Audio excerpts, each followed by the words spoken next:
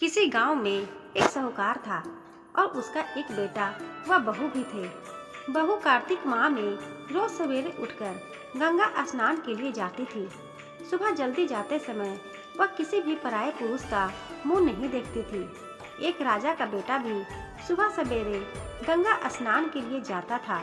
वह हैरान होता कि मैं इतनी जल्दी उठता हूँ स्नान के लिए, लेकिन कोई है जो मुझसे भी जल्दी उठकर नहा लेता है। कार्तिक माह के 5 दिन बचे थे कि एक दिन साहूकार की बहू तो स्नान करके वापस जा रही थी और उस समय राजा का बेटा स्नान के लिए आ रहा था। आवाज सुनकर वह जल्दी जल्दी जाने लगी, लेकिन जल्दीबाजी में उसकी माला मोजड़ी छूट गई। राजा के बेटे ने उसकी माला मोजड़ी उठा ली और सोचने लगा कि जिस स्त्री की यह माला मोजड़ी इतनी सुंदर है, वह स्त्री कितनी सुंदर होगी। उसने पूरे गांव में मुनादी करवा दी कि जिसकी तह माला मोजड़ी है वह 5 रात मेरे पास आएगी। साहूकार के बेटे की बहू ने कहलवा दिया कि मैं 5 रात आऊंगी, लेकिन किसी को साख भरने बैठा देना। राजा के बेटे ने एक तोते को पिंजरे में बंद कर गंगा किनारे पेड़ पर टांग दिया। बहू सुबह के समय आई, पहली पैड़ी पर पैर रखा और बोली, हे कार्तिक के ठाकुर राई दामोदर, पांचों पाड़ू उठे, छठे नारायण भीषम राजा, उस पापी को नींद आ जाए। राजा के बेटे को नींद आ गई। बहू नहा धोकर चलने लगी तो तोते से बोली, सुबह सुबह तेरे गल डालूंगी हीरा, मेरी साख भरियो बीरा। सुबह बोला कि कोई वीर भी साख भरता है क्या? वह फिर बोली, सुबह सुबह सुबह तेरे पग अघालूंगी, नेवर साख भरियो मेरे देवर।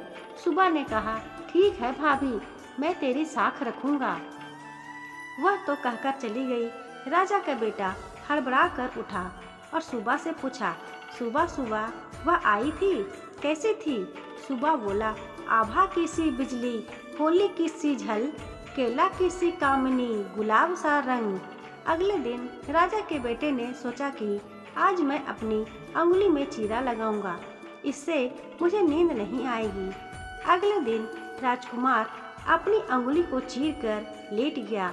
वह आई और भगवान से उसी तरह प्रार्थना करने लगी और राजकुमार को फिर से नींद आ गई। वह स्नान करके फिर से वापस चली गई। सुबह राजकुमार ने तोते से फिर पूछा तो उसने वही सारी बातें दोहरा दी। अब राजकुमार बोला कि मैं आज रात में अपनी आँखों में मिर्ची डालकर बैठूंगा। रात में वह मिर्ची डालकर बैठ गया।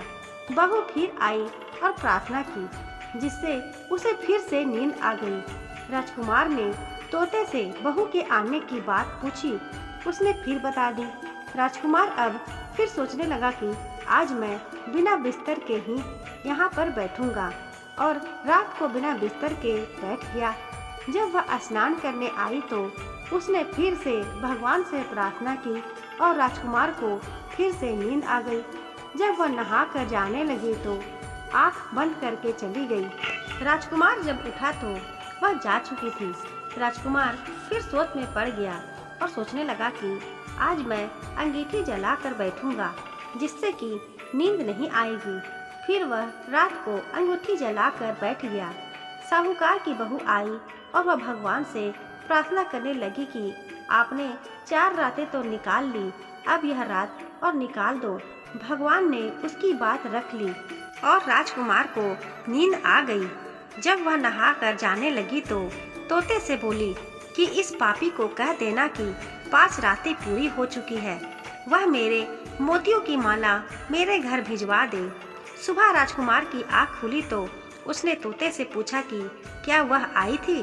तो तोते ने कहा, हाँ वह आई थी और उसने अपनी माला मंगवाई है।